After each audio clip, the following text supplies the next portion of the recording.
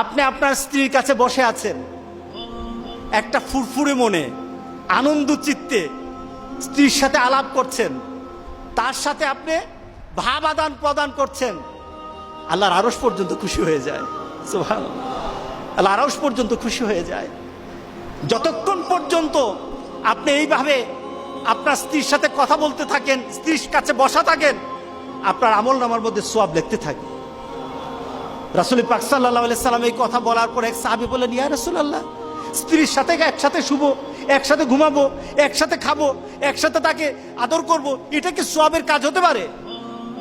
রাসূল পাক সাল্লাল্লাহু আলাইহি সাল্লাম বললেন, আচ্ছা তোমার স্ত্রীকে না নিয়ে তুমি যদি আরেকজন স্ত্রীর কাছে বসে থাকো, আছে কিনা? আছে কিনা? মজাই লাগে, উনিও খাইবেন, রেডি থাকেন।